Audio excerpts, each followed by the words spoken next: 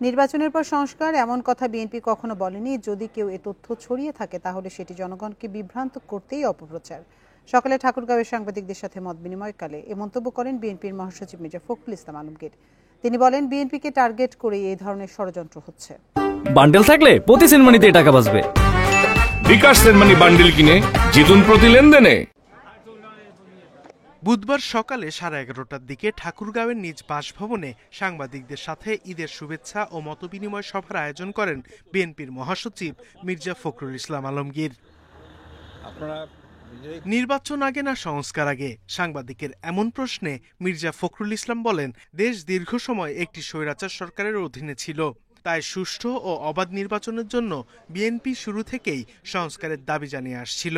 BNP কখনোই বলেনি আগে নির্বাচন পরে সংস্কার। আমরা কখনোই এই কথা বলিনি যে আগে নির্বাচন তারপরে সংস্কার। এটা যদি কেউ বলে থাকে একটা ভুল ব্যাখ্যা দেওয়া হচ্ছে, জনগণকে বিভ্রান্ত করা হচ্ছে। আমরা বলছি যে নির্বাচন সুষ্ঠু অবাধ নিরপেক্ষ নির্বাচনের জন্য ন্যূনতম যে সংস্কারগুলো করা দরকার সেটা করতে হবে।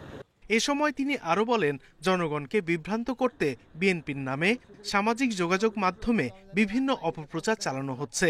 বিএনপিকে টার্গেট করে একটা জিনিস প্রচারণা করা হচ্ছে, এটা সবচেয়ে বেশি প্রচারণা হচ্ছে, সেটা সোশ্যাল মিডিয়াতে সবচেয়ে বেশি, যে বিএনপি আগে নির্বাচন চায় তারপরে সংস্কার চায়, অথবা সংস্কার চায় না নির্বাচন চায়, হুইচ ইজ এ ব্ল্যাটার্ড লাই। ভিন্ন রাজনৈতিক মতাদর্শ নিয়ে একটি গণতান্ত্রিক দেশের রাজনীতির প্রেক্ষাপট তৈরি হয়, তাই দেশের সব রাজনৈতিক দলকে গণতান্ত্রিক পদ্ধতিতে রাজনীতি করার আহ্বান জানান মির্জা ফখরুল। Independent news.